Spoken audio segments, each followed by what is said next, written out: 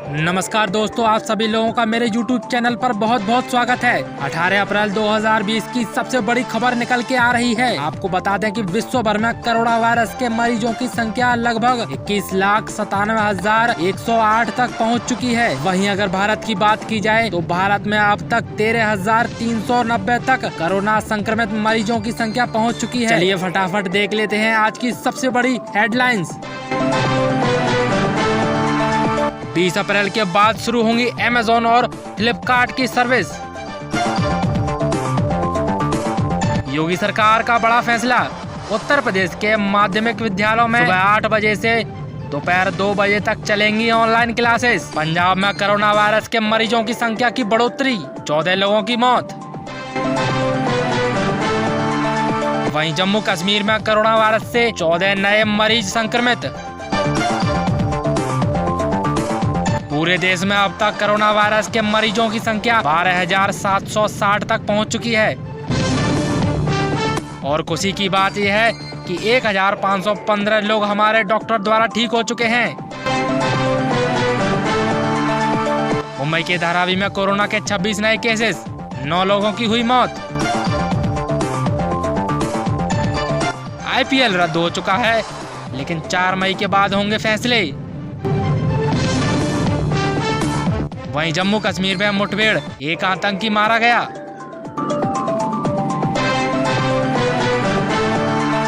Italy में corona virus के 1,61,941 मामले आए सामने, 22,000 लोगों की हुई मौत। आपको बता दें कि अमेरिका में अब तक 6,67,080 लोग संक्रमित हो चुके हैं।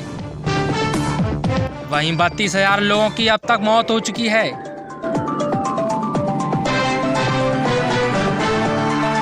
स्पेन में 1,85,000 मरीज संक्रमित, 20,000 लोगों की हो चुकी है अब तक मौत। पाकिस्तान को मिली राहत, $1.4 बिलियन देने की मंजूरी दी। दुनिया की बात की जाए तो पूरी दुनिया में 21,93,620 लोग कोरोना वायरस से संक्रमित। कोरोना संकट के बीच ब्राजील के राष्ट्रपति ने बात की स्वास्थ्य मंत्रालय से। स्वास्थ्य मंत्रालय का कहना है कि 325 जिलों में कोरोना का अब तक कोई भी मरीज नहीं पाया गया। पिछले 24 घंटों में कोरोना वायरस से भारत में 37 लोगों की मौत। गृह मंत्रालय ने कहा, जो हॉटस्पॉट वाले इलाके नहीं हैं, उन्हें 20 अप्रैल के बाद दी जाएगी छूट। शराब और गुटखा पर रहेगी सख्त पाबंदी, 3 मई के बाद लिए जाएंगे सख्त फैसले।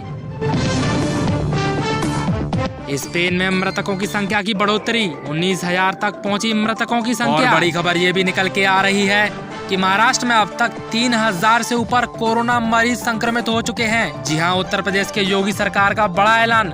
उत्तर प्रदेश में शुरू होंगे 11 तरीका के नए कारोबार। आपको बता दें कि वहीं गाइडलाइन का पालन शिक्षा अधिकारियों और चिकित्सा के परामर्श से किया जाएगा। अगर कोई मजदूर कोरोना वायरस से संक्रमित पाया जाता है तो उसे तुरंत इलाज के लिए भेज दिया जाएगा। आपको बता दें कि उत्तर प्रदेश सरकार ने यह ऐलान कर दिया है कि हॉटस्पॉट वाले इलाके में नहीं चलेगा कोई भी कारोबार। हॉटस्पॉट वाले इलाके में नहीं करेगा कोई भी मजदूर काम। कोरोना वायरस के संकट के बीच में उत्तर प्रदेश सरकार ने एक बड़ा कदम उठाया है। प्रदेश की सरकार ने आवश्यक सेवाओं के साथ साथ 11 नए उद्योगों खोलने का निर्णय लिया है, जिसमें सभी मजदूरों को काम दिया जाएगा। उत्तर प्रदेश सरकार ने कहा है, स्टील, सीमेंट, रिफाइनरी, वस्त्र, उर्वरक, पेपर, टायर, चीनी आदि उद्योग चलाने की दी जाएगी अनुमति। मोदी सरकार ने ये भी कहा है कि इस दौरान प्रशासनिक कार्यालय में ढील देने की अनुमति नहीं और मजदूरों को दिया जाएगा फ्री में 1-1 मास्क। वहीं बड़ी खबर ये भी निकल के आ रही है कि हर मजदूर को 2 मीटर की दूरी पर रखा जाएगा, जिससे कि उद्योग में कोई भी वायरस संक्रमित व्यक्ति न हो। और साथ ही पूरे उद्योग में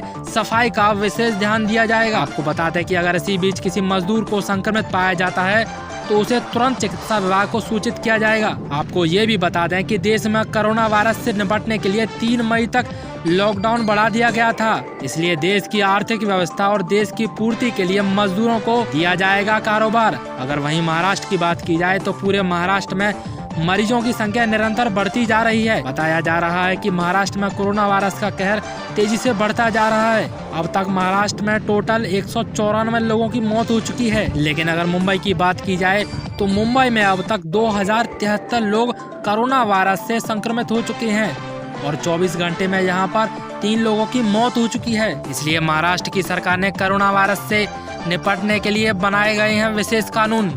आपको ये भी बता दें कि महाराष्ट्र के सीएम ने चिंता जताते हुए ये कहा है कि हम अपने राज्य के लिए एक विशेष स्टाफ फोर्स तैयार करेंगे। यहाँ पर मरीजों को विशेष सुविधा दी जाएगी। हर व्यक्ति के मुंह पर पहनाया जाएगा मास्क, जिससे कि पूरे हॉस्पिटल में कोरोना वायरस से संक्रमित व्यक्तियों की संख्या न बढ़े। सीएम ने ये भी कहा है अगर कोरोना वायरस से संक्रमित कोई भी व्यक्ति मिलता है तो उसे तुरंत इलाज के लिए भेज दिया जाएगा। वहीं आपको ये भी बता दें कि बुजुर्गों के लिए खतरनाक है कोरोना वायरस। कोरोना वायरस की वजह से 7 लोगों की हुई मौत, उनमें से 3 मौतें मुंबई में हुई। वहीं 4 लोगों की मौत पुणे में हो चुकी है। आप लोगों को बता दें कि 4 लोगों की उम्र 60 वर्ष से अधिक थी।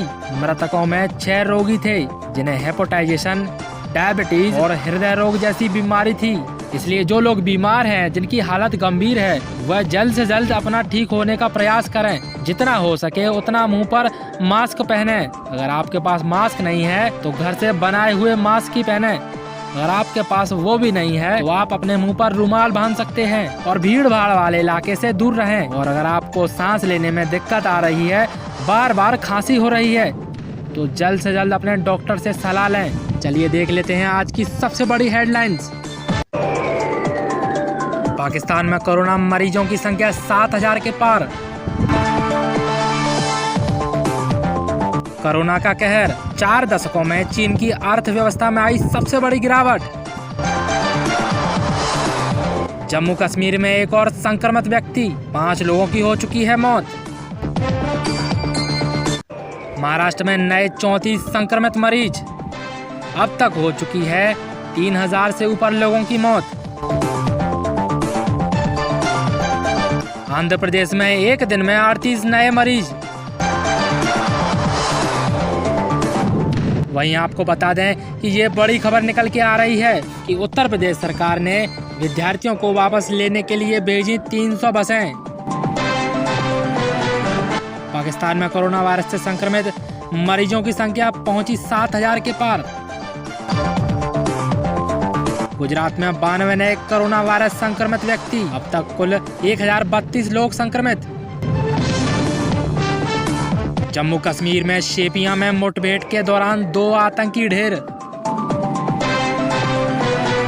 बैंकों को मिली राहत, एनपीए के तहत लॉकडाउन में अवधि नहीं गिनी जाएगी। आरबीआई गवर्नर ने कहा विदेशी मुद्रा का भंडार $476 का है, जो 11 महीनों तक भी खत्म नहीं होगा।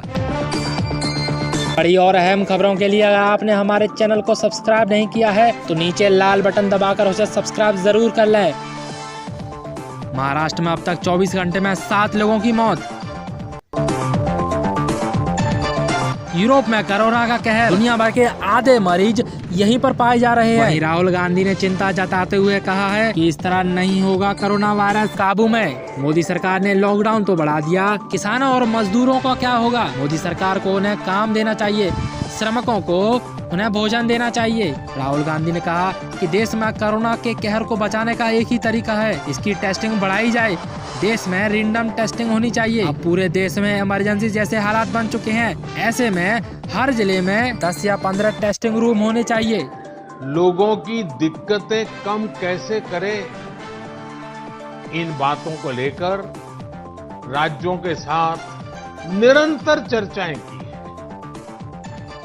और इन सभी चर्चाओं में से एक बात उभर करके आती है, हर किसी का यही सुझाव आता है, नागरिकों की तरफ से भी यही सुझाव आता है कि लॉकडाउन को बढ़ाया जाए। इसी बीच बड़ी खबर ये भी निकल के आ रही है कि दिल्ली में pizza delivery boy corona positive, 72 लोग हुए संक्रमित। आप लोगों को बता दें कि दिल्ली में एक pizza boy delivery corona positive निकला। इसके बाद साउथ दिल्ली के हौज खास और मालवीय नगर के 72 लोगों को होम क्वारंटाइन दिया गया। यानी कि वो अब घर में रहकर ही सारे काम किया करेंगे। साउथ दिल्ली के डीएम बीएन मिश्रा ने बताया कि डिलीवरी बॉय के संपर्क में 72 लोग आए थे। अभी तक इन लोगों ने टेस्ट नहीं किया गया है। सभी लोगों को होम क्वारंटाइन दिया गया है।